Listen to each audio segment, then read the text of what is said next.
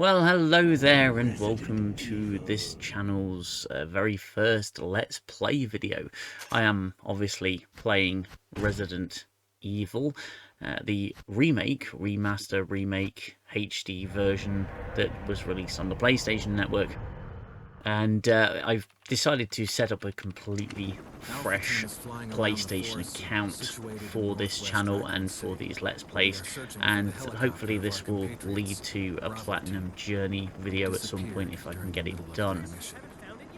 Now, the whole purpose of me doing this is because I really love these games and this franchise, and this of course is my favourite of the remakes that have come out, and you know, this one falls a close second behind the original Resident Evil 2 that graced us back in the very late 90s.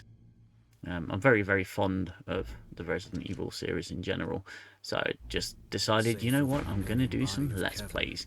Now, it has been a long time since I've played this game, and my memory is not the best these days. In fact, it seems to be getting worse with every day. So I thought I'd revisit this game and see how much of it I could actually remember. I'm playing as Jill, and I'm playing on the easiest mode just to give myself a chance to enjoy the game.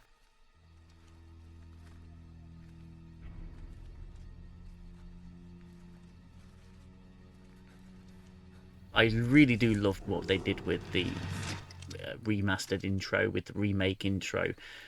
It's a vast improvement on the original, but the original I think was fantastic for many different reasons.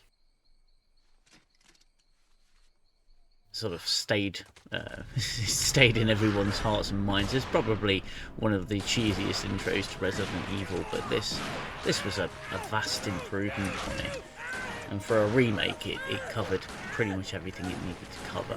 It's fairly, you know, easy to say that this is probably the best remake ever made of a video game. Of course, we all love a little bit of Julia Voth, and the model for Jill in this game. I think she looks absolutely gorgeous, and well, those dogs don't look particularly nice.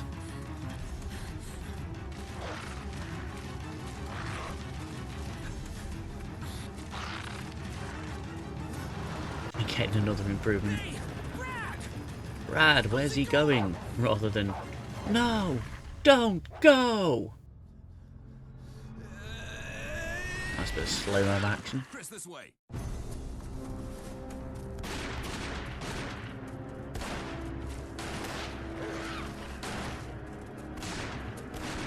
Damn it. Make for that mansion. Head for that mansion.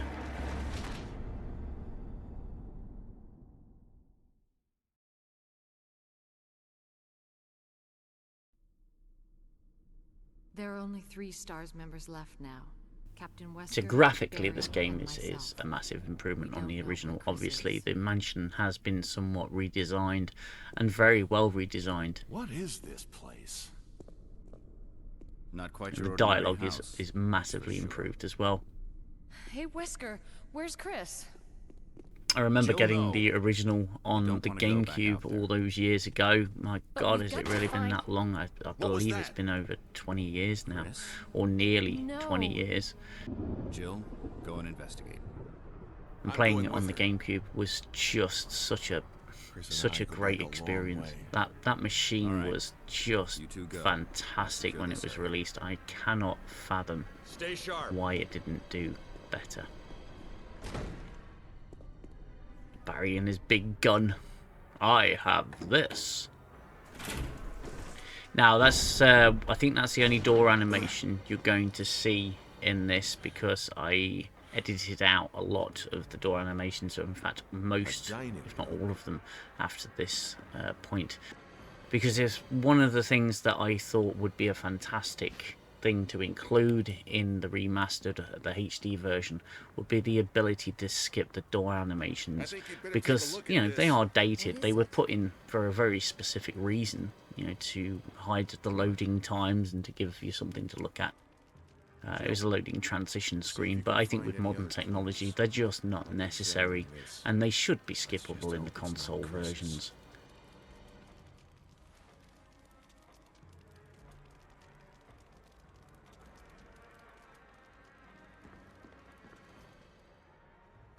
Now we're going to go and meet the very first zombie. Again, vast improvement on the original FMV sequence.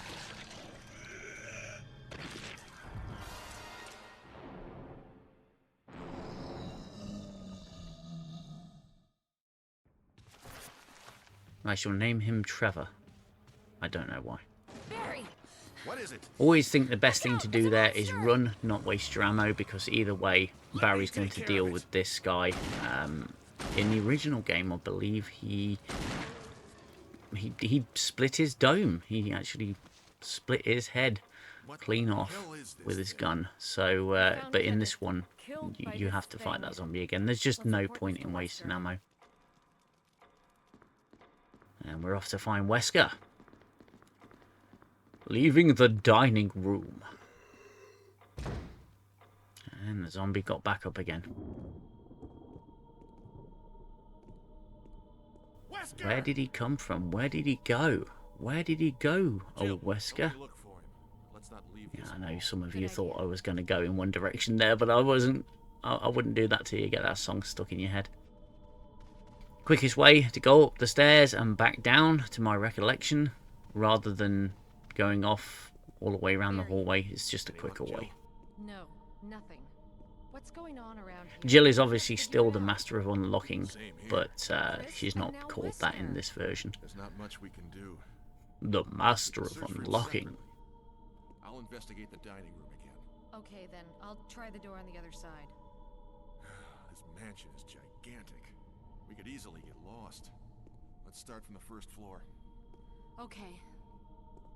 Oh, I almost forgot. It's a lockpick.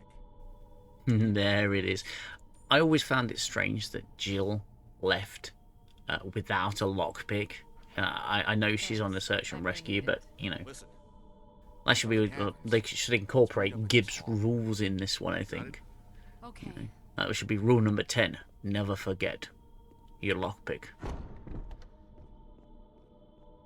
So, you know, Jill says, oh, I'll investigate the other side of the mansion, but this side is the place I always go first, because there's no sense in going to the other side yet. You can achieve what you need to achieve through this side. I'm picking up the VHS. I think I do, in this playthrough, actually view that VHS, and that was the first time that I ever did it. It was really weird. I'm going to pick up the ammo here, miss it completely.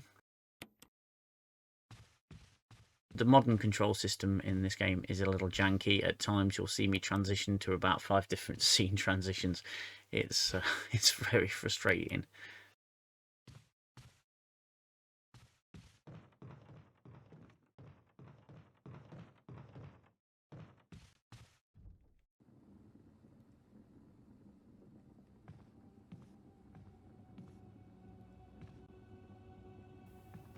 And this dude, you can run past him, it's very easy to do so, you just have to time it right and pick up the arrow, the golden arrow. Obviously this is a fresh, completely fresh save. I've got no bonus weapons or anything like that. This is a completely new playthrough. And I found myself getting muddled up with the difficulty changes, because I was fully expecting a second zombie there. This zombie in the dining room, most of the time, will just leave you alone. He's far enough away, he's not going to bother you. And we're going to go out to the main hall. We're going to go straight out the back here, down these stairs, through this door, which on the Gamecube version, I couldn't actually see that it was a door. Out to the graveyard. Towards the back. And this was another one of those areas that really wasn't in the original game. And I think this is where they did so very well at sort of recreating and redesigning the mansion.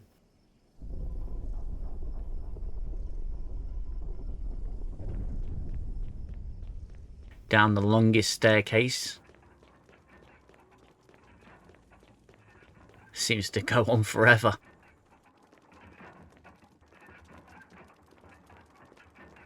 There you go, get the first item, the first key.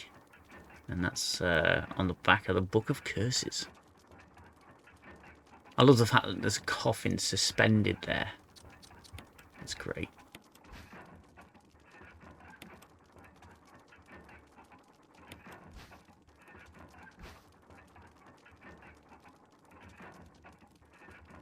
Thankfully that book doesn't stay in your inventory.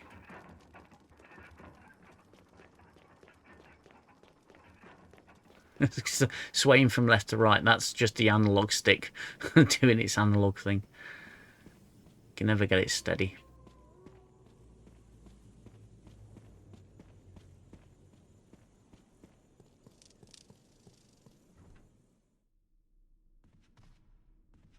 No, I don't need to go down the stairs. I need to go up. And again, those scene transitions can really bug you. The banister in the way as well.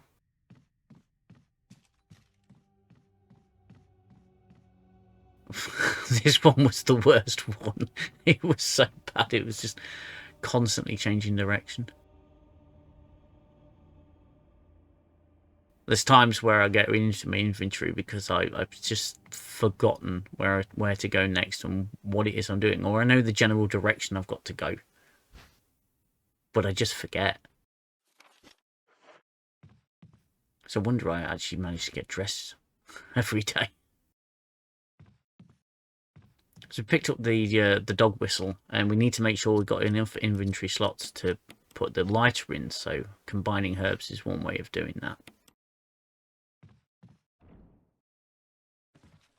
This door, this guy jumps you straight away, but I'm going to do something that I remembered. I actually remembered something here, and that is, well, waste a defensive item to begin with, and I'm going to go into this save room. But when I go back out, I'm going to do something pretty special for this game, and it's a good way of knocking off 2 of your trophies off your trophy list, and you'll see them pop. I'm going to pick up the fuel canteen. I'm just doing a bit of inventory sorting out in this part. Putting the survival knife away. It's not necessary to have it on the easiest playthrough. Pick up your fuel canteen. Go and fill it up. Which I always found really weird, because you fill it up a few times and that entire barrel of kerosine's gone. It must be very, very close to being empty. But yeah, we're going to avoid this guy, and we're going to shoot him. And pull up on map for some reason. Knock him down. Check he's dead. No, he's not. They do get back up, but get him down. First kill's a special. That's a bonus trophy for what I was intending. It's one of those ones that just happen.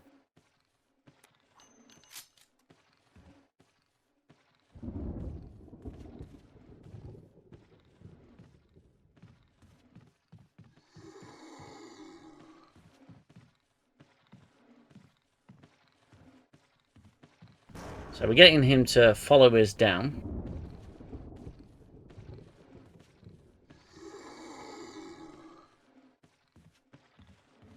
Yeah. Bad to get eaten.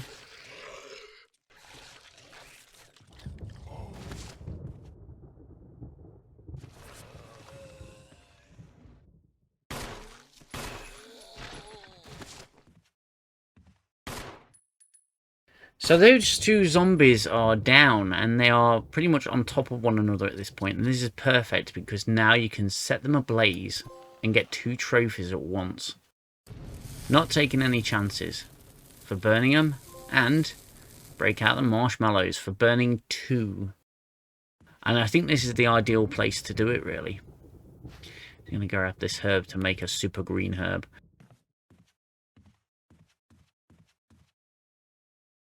Now, this playthrough is really easy. I believe this is like the easiest playthrough you can do. But if you go on to normal, which I do, which I'll include in the Platinum Journey video if I decide to do it. The difference in difficulty is so vast. Again, I ran out of space, so I'm just going to combine the herbs just to make an inventory slot. But yeah, the difference with difficulty is so vast. I mean, I literally died about 20 minutes into the game because it just kept getting eaten. But you do get a trophy for dying once. You know, I don't know why they want to encourage that kind of behavior.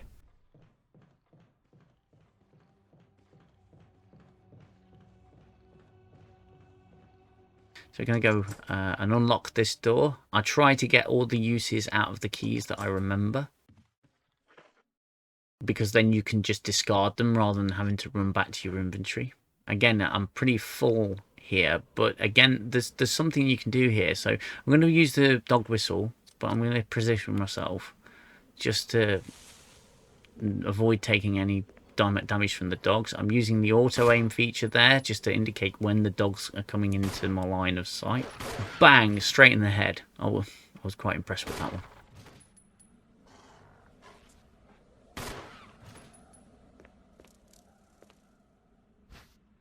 I can't pick the collar up here, but there's an interesting sort of feature with this area. I'm just going to go and unlock this other door, just to open it up in case I need to use it later. But I don't go through it. Oh, I think I'm going through it and then I don't go through it. Again, I'm just trying to remember and feel my way around this game, because I platinumed it on my other account. But that was years ago. I think that was over 10 years ago now. So use the green herbs. We have to go through this door because it automatically discards the dog whistle because you don't need it anymore, which frees up an inventory slot for the collar.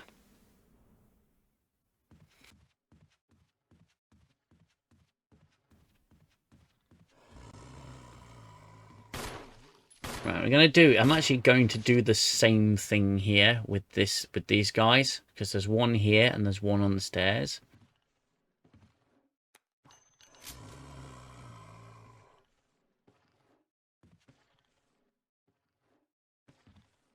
So this guy's down. I'm going to wait for the other guy to come up the stairs, because he will come up the stairs. I'm going to put a few in him. Bang. There we go. There we go. Just checking that they're both down. And then I'm going to use the other fuel canteen to stop them. Now, if you don't use the fuel canteen, they will come back to life and they will be stronger and faster. I believe they're called Crimson Heads, if memory serves me correctly. So once they're down, I'm going to head down the stairs. I love the angles in this game, the fixed camera angles and the way that they've positioned them. I think they're fantastic. I'm going to chuck a few things in the item box here. Get rid of the fuel canteen because I don't need it at this point. Just gives me a little bit of space to be able to do what I need to do. This game is all about examining items and you know, inventory control, and everything is fantastic.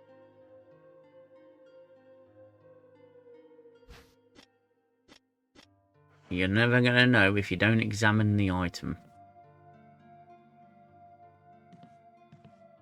Trying to remember what to do at this point. Whether I need to go to the item box or just leave. Mine's doing 1,000 miles an hour at this point. Trying to remember what to do.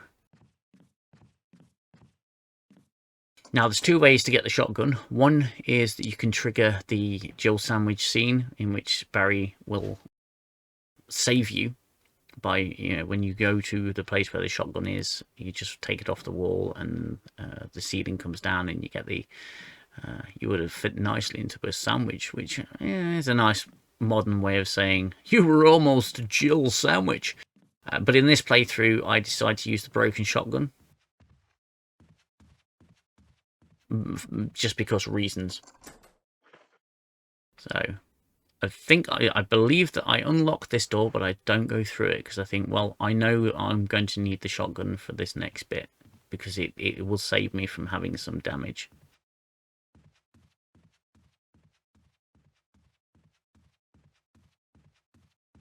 So I'm going to go all the way around, the long way around. This guy moved, and I wasn't expecting it, so there was a little bit of a tense moment there where I nearly did a bum squeak.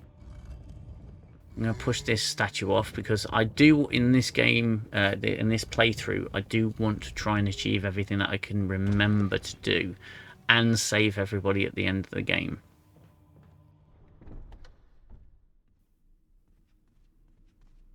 For some reason, I go around the top. I think I just wanted to remember what it looked like. That door there, I'll open up later on. But I think you need the specific key. And again, I'll try to get all the key uses that I can. Oh, that damn scene. Just go round in circles.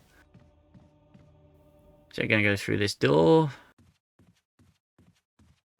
Through the balcony. All the way down here. And go through this door. I think this is where we use the thing to get the map. Yeah, so we're going to light the fire. You light my fire. I really don't know why I started singing that. And that will imprint or, it'll burn in an image onto the slate with, details of where we got to go. Ergo, the map. I'm going to leave those herbs. They're always there if I need them.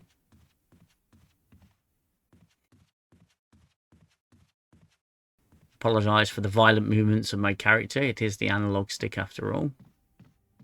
I'm not an avid PC gamer. I always like to use a controller because it's more compact and I don't hit the wrong key most of the time.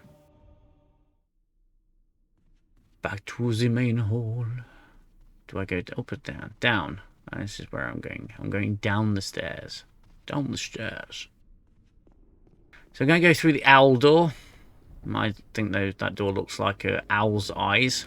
There's several doors in this game that look like things that they probably were intended to look like, but some weren't intended to look like. I'm fairly certain there's a phallic one at some point. I believe it's the door to the courtyard. This is proper phallic. Climb on the furniture, which parents told you never to do.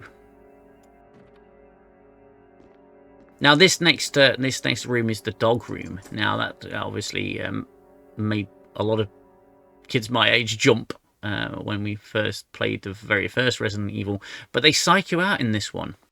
They psych you out because it doesn't happen. It doesn't actually get triggered. They do like a little bit of a fake out here with the glass, but it doesn't actually happen unless you come through this room the opposite direction, which I'd forgotten. I was going through, and I knew that there was a psych out, but I didn't realise that it was triggered by coming the other way through, and I was fully expecting to fight them the next time I come through here, but it didn't happen. I unlocked that door because I thought, it'd be good to be unlocked for later. We'll go through this door. This is the Jill sandwich room. I'll leave that ink ribbon because, well, I don't plan on saving an awful amount in this game. If I die, I die. I have no right to be playing Resident Evil if I die on easy, having platinumed this on another account. So we've swapped the shotguns over, which does not obviously trigger the scene with the trap that's going to crush Jill.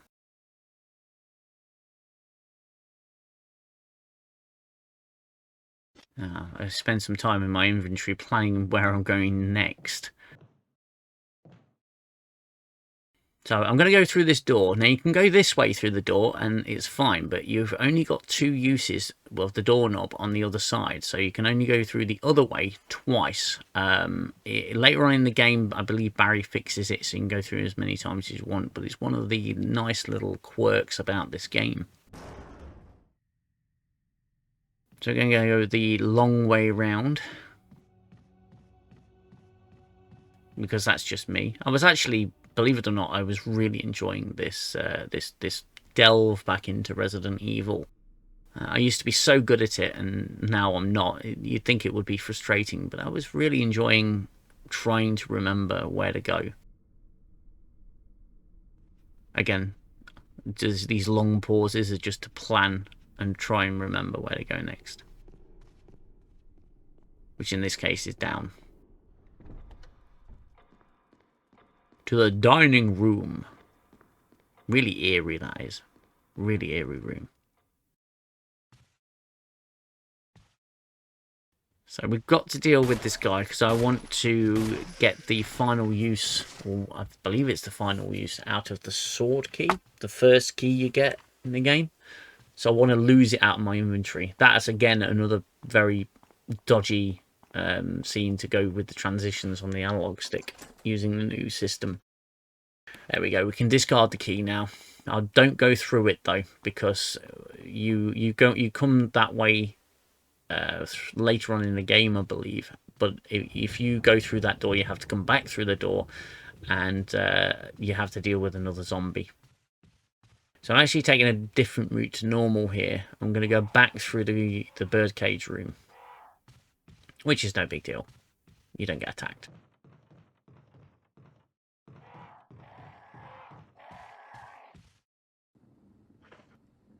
And this is where we meet our very first Crimson Head, which I always found a bit strange. He didn't even have time to see me. A bit of a play around with the analog stick there. And down he goes. And we get another trophy. Seeing Red, which is to defeat our first Crimson Head. But you have like another Crimson Head that you meet a little later on when you get all the masks. And I always found it weird that you meet a Crimson Head before you meet the Crimson Head, and it's all pomp and circumstance with the second time. It's like this big deal. I was like, well, I've already seen one of them. It's not particularly shocking. I can't remember whether he's actually more powerful. But obviously putting this, taking the key out triggers this death trap, and you've got to put the imitation key back in, which is very important you take it with you. If you have forgotten it, don't panic. If the trap is triggered, just stick the key back in and it'll reset the trap. And you just have to go down and get your key and then come back. I love the in-game reloading. It's a great addition. It didn't happen in the originals. I think they've modded the HD, Seamless HD collection, or the Seamless HD versions. They've modded them so you can reload in-game and not have to combine in your inventory. I think the only weapon it doesn't work for is the grenade launcher, the battery pack.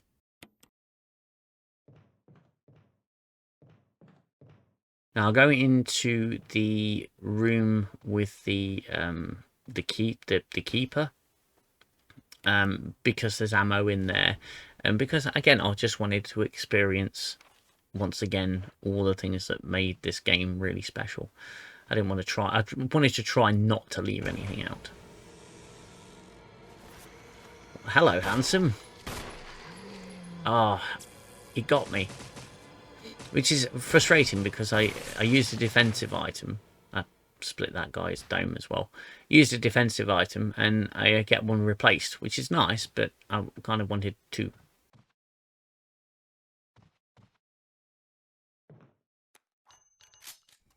Reload time.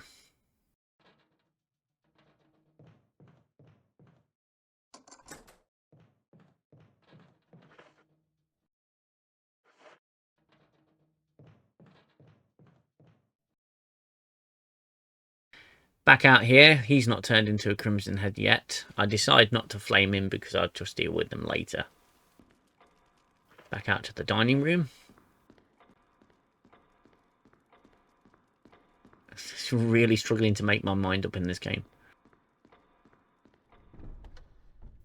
Yeah, we're coming to the end of this first part. I really appreciate you all watching, and stick around for part 2. Part 2 should appear in the top right corner. I'll put it in as a card.